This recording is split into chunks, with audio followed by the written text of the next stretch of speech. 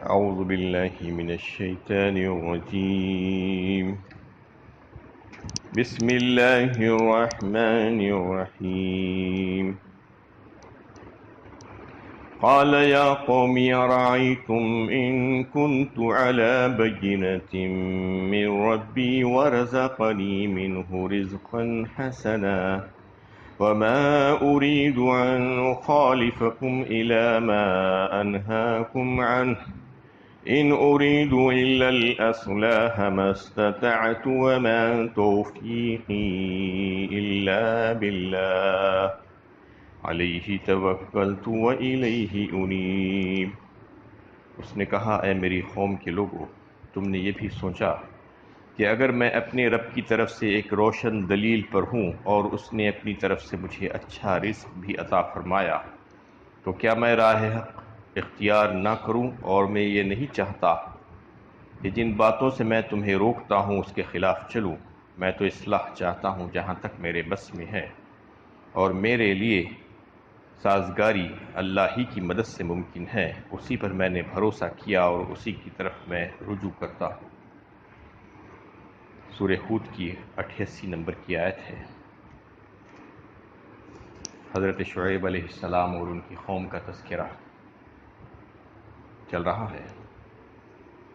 پچھلے درس میں بھی ان کی قوم کی طرف سے جو اعتراضات کیے گئے اس کا تذکرہ تھا کہ ان لوگوں نے بھی یہی بات کہی تھی کہ ہمارے مالوں میں ہمارا اپنا اختیار ہے، ہم اس کو جیسا چاہیں اس کو استعمال کریں، اور یہ شریعت کا اس میں کوئی تعلق نہیں ہے کہ یہ معاملات کے بارے میں بھی کہنا شروع کر دیں۔ یعنی انہوں نے دین و دنیا کو دونوں کو الگ الگ سمجھا۔ آج بھی دنیا میں لوگ ایسا ہی سمجھتے ہیں کہ دنیا الگ اور دین الگ۔ جو دین میں لگا ہوا ہے، دین کا علم حاصل کیا ہوا ہے، یہ سمجھتے ہیں کہ تم بس اسی میں رہو، تمہارا دنیا سے کیا کام۔ ایسا سوچنا، ایسی فکر رکھنا غلط بات ہے۔ دین اور دنیا دونوں الگ الگ نہیں ہیں۔ یہی دنیا میں سے دین کو کمانا ہے اور آخرت کو کمانا ہے ہم کو، تو اس میں کس طریقے سے رہنا ہے، کیسی زندگی گزارنا ہے، اللہ تعالیٰ نے ہم کو سکھلایا ہے، بتایا ہے کہ ہمارے معاملات کیسے ہونے چاہیے، ہماری معیشت کیسی ہونی چاہیے، ہماری معاشرت کیسی ہونی چاہیے، ہمارے اخلاق و کردار، ہماری حکومت، ہماری سیاست، ہماری گھریلو زندگی، یہ سب کچھ جو ہے دین ہی کا ایک حصہ ہے۔ دین اور دنیا کو الگ الگ نہیں کیا جا سکتا، دونوں کو ساتھ لے کر بیلنس کر کے چلانا ہے۔ یہی اصل اسلام ہے، عین اسلام اور کامل اسلام، جس کو اللہ کے نبی صلی اللہ علیہ وسلم نے پیش فرمایا، یہی اسلام ہے۔ یہاں پر شعیب علیہ السلام اپنی قوم سے کہہ رہے ہیں، قال یا قوم ارأیتم ان کنت علی بینۃ من ربی، اے میری قوم، میری بات کے حق ہونے کے سلسلے میں اگر میرے پاس کافی دلائل و شواہد موجود ہیں اور میں اللہ کی طرف سے بینات لے کر آیا ہوں، وَرَزَقَنِي مِنْهُ رِزْقًا حَسَنًا، اور اس کے علاوہ میرے رب نے مجھے بہترین رزق عطا فرمایا ہے۔ رزق حسن یہاں کہا گیا اچھا رزق، اس سے مراد جسمانی طور پر نشو و نما کرنے والا جو رزق ہے وہ بھی، اور روحانی رزق بھی۔ روحانی رزق سے مراد نبوت اور وحی کا سلسلہ اور عقل و فہم اللہ تعالیٰ نے ان کو عطا فرمایا تھا، اور دنیاوی طور پر اچھا رزق بھی ان کو عطا فرمایا تھا۔ ان دونوں کا تذکرہ فرماتے ہوئے کہتے ہیں، وَمَا أُرِيدُ أَنْ أُخَالِفَكُمْ إِلَى مَا أَنْهَاكُمْ عَنْهُ، اور یہ تمام نعمتوں کے حاصل ہونے کے باوجود بھی کیا میں تمہاری ہی طرح گمراہ اور ظالم بن جاؤں، اور میں اللہ کا پیغام لوگوں تک نہ پہنچاؤں، جبکہ میں جن باتوں سے تم کو روکتا ہوں ان سے میں خود بھی اپنے آپ کو روکتا ہوں۔ ایسا نہیں ہے کہ میں کہتا کچھ ہوں اور کرتا کچھ ہوں، کیونکہ مبلغ اور داعی کے عمل کا بڑا جو ہے زبردست بات یہ ہوتی ہے کہ وہ عمل کر کے دکھلائے، صرف باتوں سے نہیں، دخل ہوتا ہے اس کی باتوں میں، اس کے عمل کا۔ تو انہوں نے یہی کہا کہ میں جن چیزوں سے تمہیں روکتا ہوں، جیسا ہے کہ شرک سے اور کفر سے، تو میں بھی اس سے روکتا ہوں، اور حرام کمائی سے، ناپ تول میں کمی کرنے سے میں تمہیں منع کرتا ہوں، تو میں بھی جو ہے اچھے کام کرتا ہوں، ناپ تول میں کمی نہیں کرتا اور لوگوں کے حق نہیں مارتا۔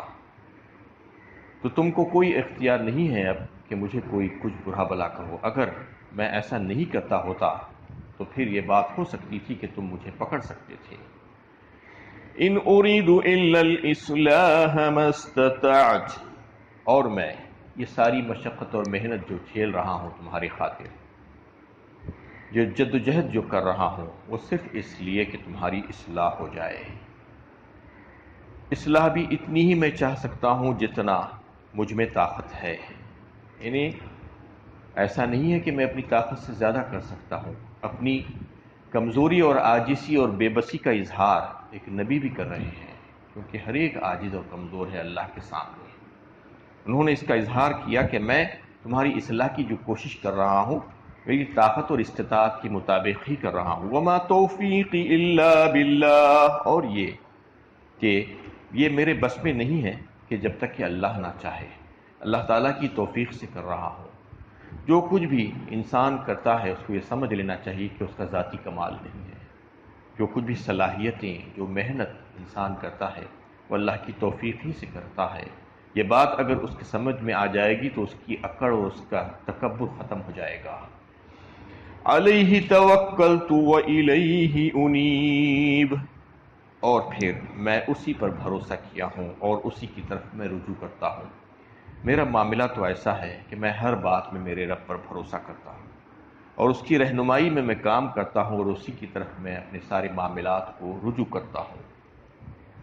وَيَا قَوْمِ لَا يَجْرِمَنَّكُمْ شِقَاقِي أَن يُصِيبَكُم مِّثْلُ مَا أَصَابَ قَوْمَ نُوحٍ أَوْ قَوْمَ هُودٍ أَوْ قَوْمَ صَالِحٍ وَمَا قَوْمُ لُوطٍ مِّنكُم بِبَعِيدٍ، او اے میری قوم کے لوگوں، میری مخالفت تمہارے لیے کہیں اس بات کا باعث نہ بنے کہ تم پر بھی ویسا ہی عذاب آ جائے جیسا کہ قوم نوح، قوم ہود یا قوم صالح پر آیا، اور قوم لوط تو تم سے کچھ دور بھی نہیں ہے۔ اور یہ اصلاح کی باتیں اور یہ نصیحت کے کرنے کے بعد قوم بات نہیں مانتی ہے، ضد پر اڑی ہوئی ہے، تو انہوں نے قوم سے کہا کہ اے میری قوم، تم میری مخالفت، میری دشمنی، میری عداوت میں اس قدر آگے نہ بڑھ جاؤ کہ تم اپنا نقصان کر بیٹھو۔ کہیں ایسا نہ ہو کہ جیسا کہ پچھلی قوموں کا ہوا تھا حال، کہ انہوں نے اپنے اپنے پیغمبروں کو جھٹلایا، ان کی تکذیب کی، ان کی بات نہیں مانی، تو اللہ تعالیٰ کی طرف سے ان کے اوپر عذاب آیا اور ان کو صفحہ ہستی سے مٹا ڈالا گیا۔ یہ قومیں جن کا تذکرہ اس سے پہلے آ چکا ہے، قوم نوح، قوم عاد، قوم سمود، قوم لوط، قوم شعیب۔ قوم شعیب سے پہلے کے جو ہے یہ سارے حالات جو ہے تمہارے سامنے ہیں۔ قوم لوط تو بالکل تمہارے قریب ہی کی ہے، مدین کے قریب کے رہنے والے لوگ تھے، اس کے بارے میں تمہیں پتہ ہے کہ ان کے اوپر اللہ تعالیٰ نے ان کی بے حیائیوں کی وجہ سے کس طریقے سے عذاب لایا۔ وَاسْتَغْفِرُوا رَبَّكُمْ ثُمَّ تُوبُوا إِلَيْهِ إِنَّ رَبِّي رَحِيمٌ وَدُودٌ، اور دیکھو اپنے رب سے معافی مانگو اور اس کی طرف رجوع کرو، یقیناً میرا رب بڑا رحیم ہے، اپنے بندوں سے محبت رکھنے والا ہے۔ مطلب یہ ہے کہ اس کو اپنے بندوں سے نفرت نہیں ہے بلکہ محبت ہے، اس لیے وہ خواہ مخواہ اپنے بندوں کو آگ میں جھونکنا نہیں چاہتا، بلکہ خیر اور نعمتوں کی راہیں اس پر کھولنا چاہتا ہے۔ البتہ بندے اس سے نفرت کرنے لگے اور سرکشی کا رویہ اختیار کریں تو پھر اس کے غضب کے مستحق ہو جاتے ہیں۔ یہ خود اپنے اوپر ظلم کرتے ہیں، اللہ تعالیٰ ان کے اوپر ظلم نہیں کرتا، وہ تو چاہتا ہے کہ ان کی اصلاح ہو جائے، سب کے سب جنت میں چلے جائیں، اس کے غضب کو نہ للکاریں، لیکن بندے ہیں کہ ظلم پر ظلم کیے جاتے ہیں۔ ما یفعل اللہ بعذابکم ان شکرتم وآمنتم وکان اللہ شاکرا علیما، فرمایا قرآن میں۔ کیا کرے گا اللہ تعالیٰ تمہیں سزا دے کر تمہیں جہنم میں دائر کر، اگر تم شکر گزار ہو، اگر تم قدردان ہو، اگر تم صحیح راستے پر چلنے والے ہو، تو اللہ تعالیٰ کیوں تم کو عذاب دے گا؟ اس طریقے سے پچھلی قوموں کو جو عذاب میں گرفتار کیا گیا وہ ان کی سرکشیوں کی وجہ سے، ان کی نافرمانیوں کی وجہ سے، پیغمبروں کی بات نہ ماننے کی وجہ سے، مسلسل جو ہے گناہ کا ارتکاب، کفر و شرک کرنے کی وجہ سے ان کے اوپر عذاب آیا۔ لہٰذا تمہارے اوپر ایسا عذاب نہ آ جائے۔ میں چاہتا ہوں کہ تم اپنی اصلاح کر لو اس سے پہلے۔ اصلاح کرنے کا طریقہ یہ ہے کہ اس سے باز آ جاؤ۔ وَاسْتَغْفِرُوا رَبَّكُمْ ثُمَّ تُوبُوا إِلَيْهِ، استغفار کرو اپنے رب سے اور اس کی طرف رجوع کرو۔ استغفار کا تعلق ماضی کے گناہوں سے ہے اور توبہ کا تعلق مستقبل سے ہے۔ یعنی ماضی میں تم سے جو گناہ، جو کفر و شرک، جو زیادتیاں ہو گئی ہیں، جو قصور اور جو کوتاہیاں ہو گئی ہیں، اس سے معافی مانگو اپنے رب سے، رجوع کرو اس کی طرف، اور آئندہ اس کے نہ کرنے کا پختہ عزم و ارادہ کرو۔ یہ توبہ ہے، اصل توبہ یہی ہے کہ گناہ کو گناہ سمجھے، اس سے نفرت کرے، اس سے باز آ جائے، فوراً اس سے رک جائے، اور آئندہ بھی اس کے نہ کرنے کا پختہ عزم و ارادہ کرے، اور جو حق باقی ہے وہ حق لوگوں کو دے دے۔ اللہ کا اگر حق ہے تو اس کو ادا کرنے کی کوشش کریں، اور بندوں کے حق اگر مارے ہیں تو ان کو ادا کر دیں۔ یہ اصل توبہ ہے۔ صرف گلے پیٹ لینے سے یا کان پکڑ لینے سے توبہ نہیں ہوتی۔ لوگ توبہ کا مذاق بنا دیتے ہیں، توبہ کہتے ہیں پھر وہی کام کرتے ہیں۔ ایسا نہیں کیا جا سکتا۔ والذین اذا فعلوا فاحشۃ او ظلموا انفسهم ذکروا اللہ فاستغفروا لذنوبهم ومن یغفر الذنوب الا اللہ ولم یصروا علی ما فعلوا وهم یعلمون۔ بہترین بات اللہ تعالیٰ نے سورہ آل عمران 4 پارے میں فرمائی۔ جب ان لوگوں سے کوئی گناہ ہو جائے، کوئی ایسا کام ہو جائے، کوئی زیادتی ہو جائے، والذین اذا فعلوا فاحشۃ او ظلموا انفسهم، فحش کام، بے-حیائی کا کام، اس کا ارتکاب کر لے یا اپنے اوپر ظلم کر لے، کفر و شرک یا کوئی اس قسم کی حرکت کر لے، فاستغفروا اللہ لذنوبہم، اللہ تعالیٰ سے معافی مانگے، بخشش مانگے اپنے گناہوں پر۔ فاستغفروا اللہ لذنوبہم ومن یغفر الذنوب الا اللہ، کون ہے اللہ کے سوا، تمہارے رب کے سوا جو گناہوں کو بخش سکتا ہے؟ سوائے اللہ کے اور کوئی نہیں۔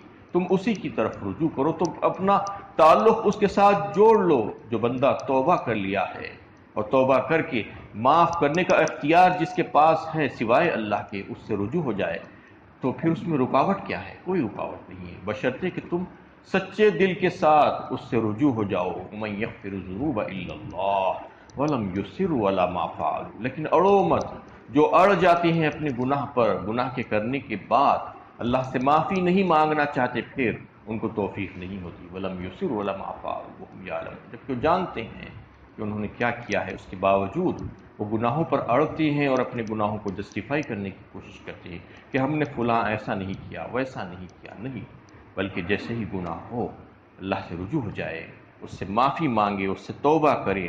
وہ بڑا رحیم ہے، محبت کرنے والا ہے، 70 ماؤں کی محبت ہے اس کے پاس، وہ تم کو معاف کرنے کے لیے تیار ہے۔ وہ تمہارے گناہ پر تم کو سزا دینا نہیں چاہتا، بلکہ چاہتا ہے کہ تمہاری اصلاح ہو جائے، تم سدھر جاؤ، تم اپنی اصلاح کر کے پاک ہو جاؤ اور جنت کے مستحق بن جاؤ، اس کو راضی کر لو۔ یہ اللہ تعالیٰ کی چاہت ہے۔ اللہ تعالیٰ سے دعا ہے کہ اللہ تعالیٰ ہمیں صحیح علم و عمل کی توفیق عطا فرمائے۔